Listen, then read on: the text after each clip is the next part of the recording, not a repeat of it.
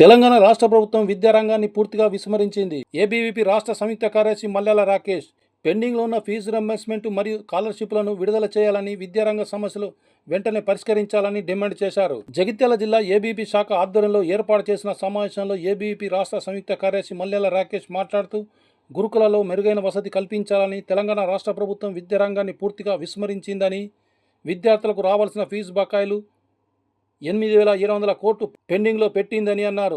తద్వారా ఉన్నత చదువులకు వెళ్లాలంటే కళాశాల యాజమాన్యం ఫీజులు చెల్లించాలని, విద్యార్థుల దగ్గర నుండి వసూలు చేసుకోవాల్సి పరిస్థితి ఏర్పడింది అని అన్నారు. రాష్ట్ర ప్రభుత్వం మొద్దు నిద్ర వీడి వెంటనే పెండింగ్లో ఉన్న ఫీజు రీయింబర్స్మెంట్ బకాయిలను రాష్ట్ర ప్రభుత్వం వెంటనే విడుదల చేయాలని డిమాండ్ చేశారు. నమస్తే, నా పేరు రాకేష్, ఏబీవీపీ రాష్ట్ర సంయుక్త కార్యదర్శి. ఈరోజు జగిత్యాల జిల్లా వ్యాప్తంగా చూసుకున్నట్లయితే పాఠశాల స్థాయి నుంచి మొదలుకొని ఈరోజు డిగ్రీ, పీజీ, ప్రొఫెషనల్ కళాశాల వరకు కూడా ఈరోజు అనేక రకాల విద్యారంగ సమస్యలు కొట్టుమిట్టాడుతున్నా కూడా ఈ యొక్క రాష్ట్రంలో ఉన్నటువంటి అధికారంలో ఉన్నటువంటి స్థానికంగా అధికారంగా ఉన్నటువంటి ఎమ్మెల్యేలు కావచ్చు, మంత్రులు కావచ్చు, వాళ్ళే తన్నుకుంటున్నారు, కొట్టుకున్నారు తప్ప ఈరోజు విద్యారంగ సమస్యలపైన కనీసం స్పందించినటువంటి దాఖలు ఎక్కడ కూడా లేవు.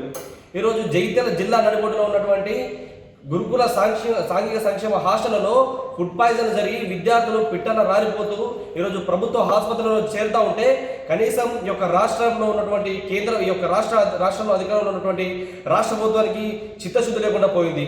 ఇదే ఇక్కడ ఉన్నటువంటి ఓల్డ్ బస్ స్టాండ్లో ఉన్నటువంటి ఒక పాఠశాల కేంద్రం కావచ్చు, అదేవిధంగా జగిత్యాల జిల్లా వ్యాప్తంగా ఈరోజు మత్తు మాదక ద్రవ్యాలకు అలవాటు పడి యువతలో ఈరోజు అనేక రకాల చెడుదారులు పడుతూ ఉంటే ఈ యొక్క రాష్ట్ర ప్రభుత్వానికి సోయి లేకుండా పోయింది.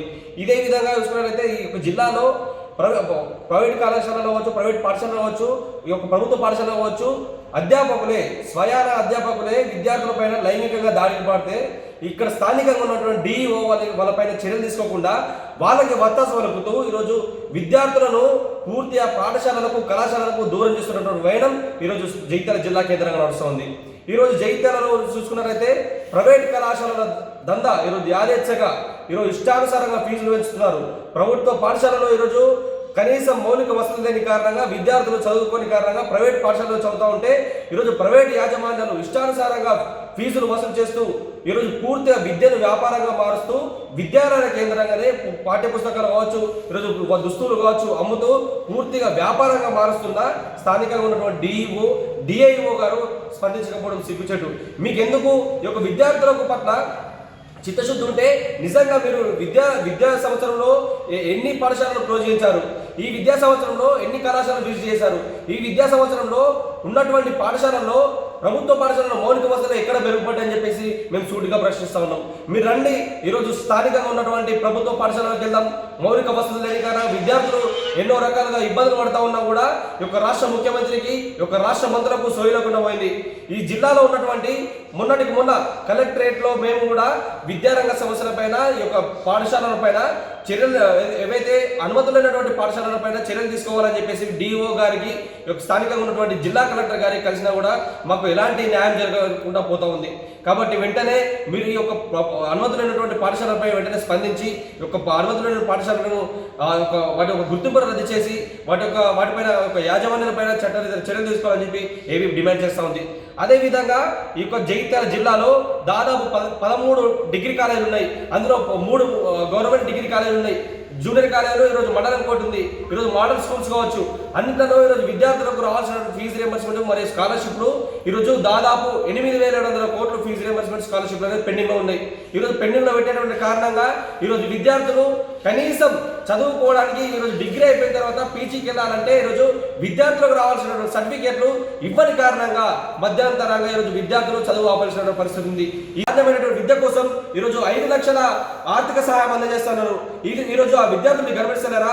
ఈరోజు కేవలం వాళ్ళ ఓట్లతోని మీరు అధికారం ఎక్కేంత వరకు మాత్రమే విద్యార్థులు, నిరుద్యోగుల, యువకులు అని చెప్పేసి ఒక మాట మాట్లాడారు తప్ప ఈరోజు అధికారంలోకి వచ్చిన తర్వాత అధికార వ్యామోహంతో ఈరోజు విద్యార్థులను, విద్యా సంస్థలను పూర్తిగా మీరు తుంగలో తొక్కుతూ విద్యా వ్యవస్థను పూర్తిగా భ్రష్టు పట్టేటువంటి చర్యకు మీరు తీసుకుంటున్నారు.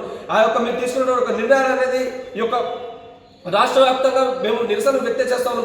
ఆ యొక్క నిర్ణయాలను వెంటనే వెనక్కి తీసుకొని విద్యాలయాలు కావచ్చు, అనుమతులు లేకుండా నడుస్తున్న పాఠశాలలో, కళాశాలలో వెంటనే మూసివేయాలి.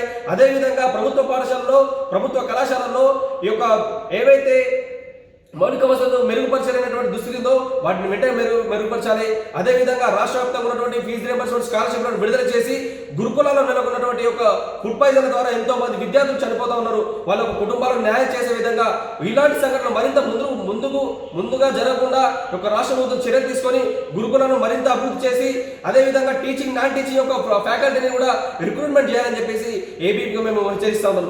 లేకపోతే తప్పకుండా ఇదే జగిత్యాల కేంద్రం నుండి యొక్క నిరసనలు కావచ్చు, ధర్నాలు కావచ్చు, ఉద్యమాలను ఇదే కేంద్రంగా ప్రారంభించి తప్పకుండా సెక్రటరీ కావచ్చు, ఈ యొక్క అసెంబ్లీ ఇప్పుడు నీ క్యాబినెట్ మీటింగ్ పెట్టుకున్నావు కదా, తప్పకుండా ఈ యొక్క విద్యారంగ సమస్యల పైన నువ్వు మాట్లాడాల్సిన అవసరం ఎంత ఉంది, అది నీ బాధ్యత, తప్పకుండా నువ్వు మాట్లాడాలని చెప్పేసి ఏబీ డిమాండ్ చేస్తూ ఉంది. లేని పక్షంలో తప్పకుండా ఉద్యమాలు చేసి నీ యొక్క అసెంబ్లీ గేట్లను తప్పకుండా ముట్టడిస్తామని చెప్పేసి ఏబీపీగా మేము